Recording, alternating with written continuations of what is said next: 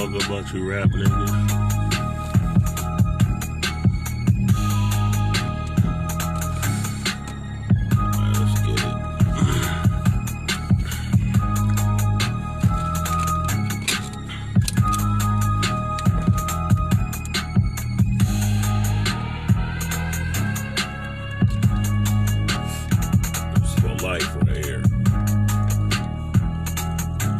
DIE, you know what it means.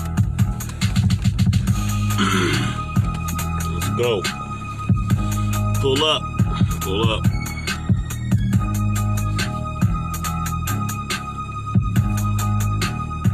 Rise and grind, bitches. Alright, so I'm gonna let y'all catch up a little bit, but let's do this quick little video real quick. All right, so two subjects I want to get into. One subject is it's the new hate. All right, what's up, everybody joining, whatever. But it's the new hate. I want to speak about the new hate. The new hate is when you don't agree with somebody. So let me just say like this. Shout out to Lebron James. You know what I'm saying? I'm glad he brought it back to the West. I was rooting for him. I don't hate LeBron James. I think he's dope. I think he's dope on and off the field or on and off the court. But he ain't no Kobe. He ain't no Jordan. That's just a fact. You can't compare somebody who's 4-6 in the championship to somebody who's 6-0. Just cut it out. You can't compare somebody with a killer instinct who never gave up to somebody who you've seen give up on multiple finals.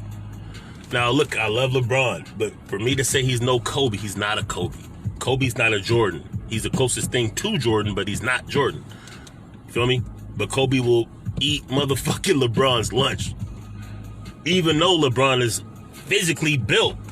LeBron is a fucking beast, but he don't have that Mamba mentality. He just don't. But nevertheless, I'm glad that he won. I'm glad he brought it back to the West. You know what I'm saying? Nip would love that. Kobe would love that. So shout out to LeBron for doing that. The first person to get a championship with 3 different teams. I salute that. He's just not fucking Kobe or Jordan. So quit crying about that. You LeBron sexuals. That's fucking goofy and weird, actually. It's not hate that I'm saying he's not no fucking Kobe. That's just a fact. Look at the stats. Points per game, steals, all that good shit. Wins in the playoffs. That's all you have to go by. Stats don't lie.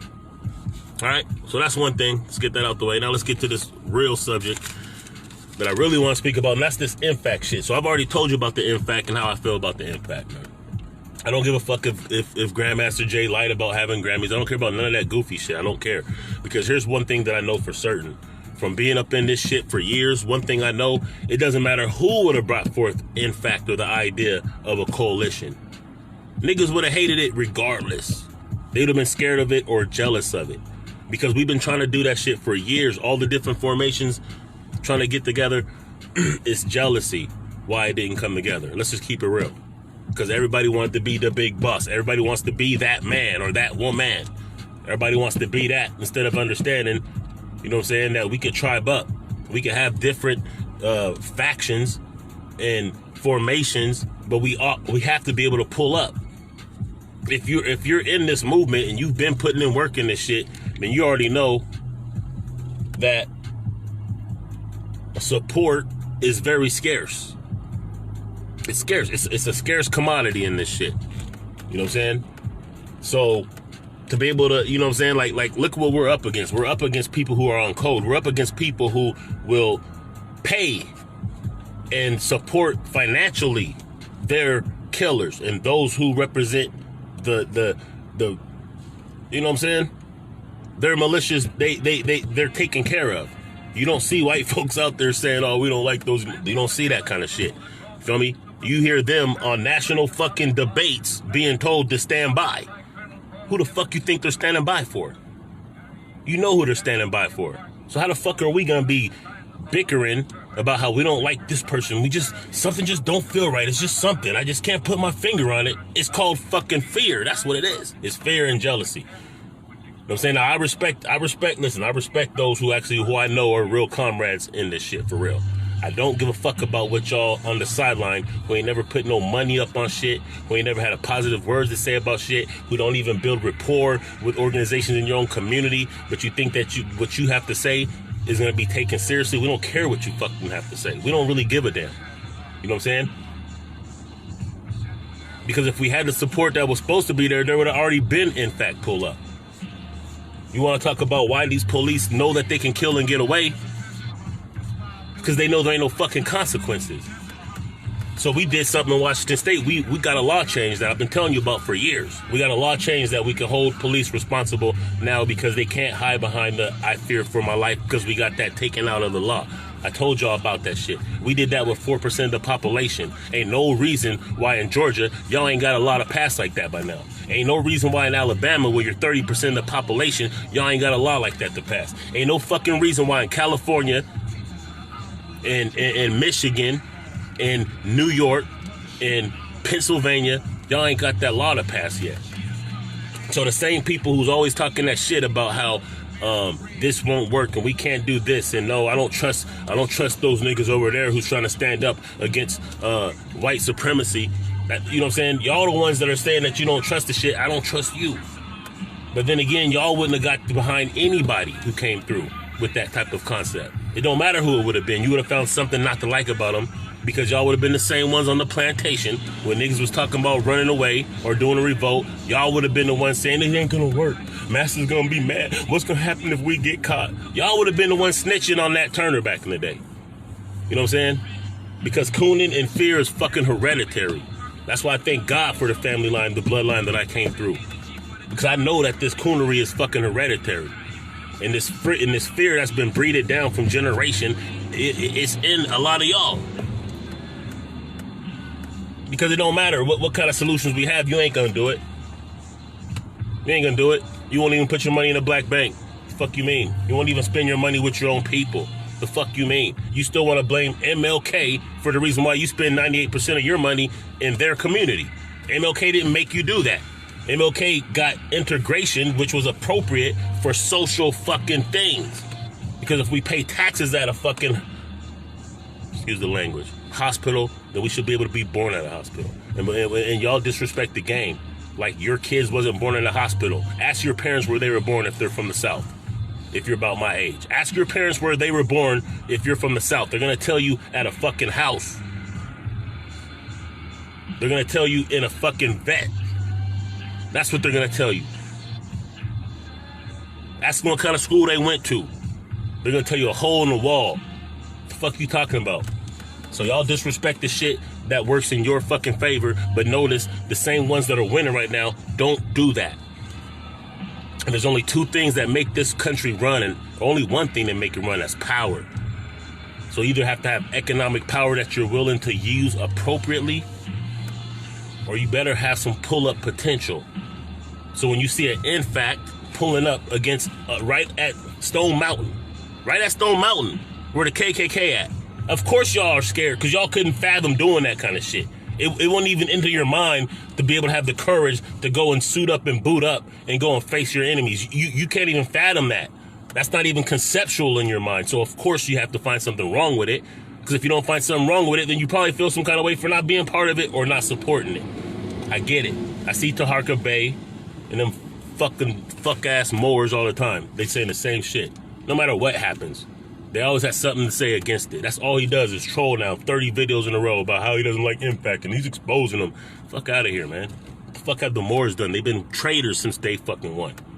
They brag about being white and status. They brag about a fucking, what was that, 1787 peace treaty written by white Turks who took over West Africa and made a deal with America to allow slavery. They brag about that treaty. They brag about saving them from starvation and the plague, and then showing them how to get here to enslave niggas. So you think, why would we care about what they have to say? But the point is, I already know what it is. You see, people feel some kind of way when they see people doing the work that they know they should be involved in, because that's what all they talk about. 5,000 friends on Facebook, all talking about that woke shit, all talking about how they're down for the people. But anytime there's some real moves being made, they always find something wrong with it. And it's always the same ones that never participate in supporting anything that are most gung-ho with their opinions. Like, why should we care? It's like, let's talk about this politics shit. Why are y'all keep bragging about how you don't vote, but then you want to post. How are you posting 20 times a day about politics and at the same time saying politics don't fucking matter? If it don't matter, why are you talking about it all goddamn day? For one. For two, if it don't matter and if it's a distraction, how come you don't know about the laws that's been passing in the last couple weeks? Oh, because you're distracted on something that you say don't matter. So you don't know the type of different laws that just been passing, do you? No, you don't. You don't understand what kind of moves have been made internationally that's going to affect you directly. So while you're saying you don't participate in politics and it's a distraction, you don't even know what's been going on while you've been posting about the shit you say you don't care about. You know what I'm saying? That's why I've been saying, like, yo, you better start looking into this crypto, man, and quit playing games. That's going to directly affect your fucking life. If you don't want to vote, don't vote. But understand that there's laws being passed right now that you should know about. But we ain't interested in that shit. We want the bullshit. So let me just end it like this, man. Being able to have pull-up. If you don't want to support NFAC, I get it. Because y'all didn't support the new Black Panther Party. Y'all didn't support the Huey P. Newton Gun Club. Y'all didn't support New Era Detroit or Chicago or Atlanta. Y'all don't support none of the shit that's going on the underground. Y'all don't support none of that. And then you say goofy shit like, oh, well, Jay-Z, saying he's Illuminati because he made money, so he had to sell his soul. Everybody that makes it has to sell their soul. That's fear. That's slave talk. See, a slave can't conceive somebody having the genius and the work ethic to make something happen without massa telling them it's okay. But at the same time, y'all the same ones that wear these fancy-ass Hotep names. That's y'all. Y'all changing your names to all these fancy Hotep names, acting like, oh, back in the day, we were kings. But then when you see shit happening right in front of you, you can't even identify the shit. And no disrespect to your religion, whatever gets you through is cool with me. But I don't really believe that most of y'all believe that shit. You can't believe that shit. Because you only give glory to the devil. It's like only the devil can bless you. You don't believe God can bless you anymore. You don't believe that God can assist you in maneuvering through what we have to go through. So anybody that makes it has to be suspect. They sold their soul. Oh, they're part of the homosexual Illuminati, reptilian, shapeshifter fucking... Come on, cut it out. Cut it out. It's supposed to be our time by now. What the fuck you mean? Like, we don't need these superficial things holding us back. Whatever we want to do, we could do it. If we want to participate in politics and make it work, we have the genius to do that. If you don't believe that, then step back. And if we're gonna really have and rule, and you guys talking about this nationalism, how the fuck are we gonna rule our shit if we don't even know how politics and governance work? How does that work? That's just practical shit. Start getting on some practical shit. There's practical things that are happening that we can do. Instead of complaining all the time about what ain't happening, about what this person ain't doing, about who doesn't have a black agenda, what candidate doesn't have a black agenda. We ain't supposed to be waiting for them to have a fucking agenda. We're supposed to give them ours. Period. We're supposed to put pressure on them to do what the fuck we need by what we say, not wait for them. We're not waiting for them. Why would you trust Biden or Trump to come out with a black agenda? How does that even make sense? You think Jewish people are sitting there saying, come out with the agenda? No, they're telling them the agenda, and then they're putting money behind it. That's how politics work. You think the homosexual, the LGBT, whatever, they didn't wait for an agenda. They gave the agenda to those who they supported. Then they put it through. That's how this shit works. I really don't think that a lot of people really think critically and really think rationally and logically and really study before they say shit. What a lot of y'all do is you listen to a video. I could tell by your verbiage. You listen to a video of somebody who you like on YouTube, and then you just regurgitate their shit. That's all you do. You ain't thinking for yourself, man. Bottom line is,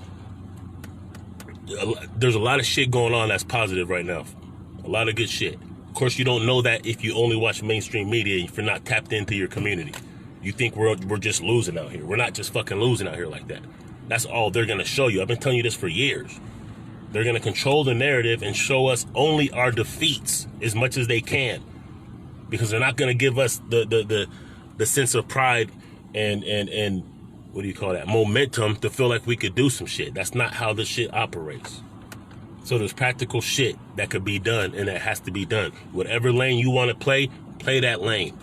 But to stay on code doesn't mean that we all have to agree. To be united don't mean we have to all think alike, pray alike, dress alike. It doesn't mean that. It means we understand the objective, and then we work within the means of our own talents, passions, skills, or whatever it takes to get that done in a collective manner. It means that we're loyal to the agenda. So we don't care about Grandmaster Jay, and if he lied about having a Grammy, it don't matter. Because we're loyal to the agenda, not to the person.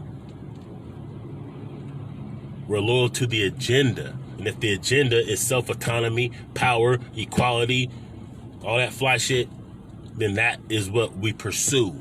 And we all have different paths, but we're going the same direction. You might take a different road. You may have a different talent. You may have something else to contribute to it. But at the end of the day, we're going the same direction. That's what unity is. That's what being on code is. Don't get it twisted. Some random thoughts, Your Highness. I'm out.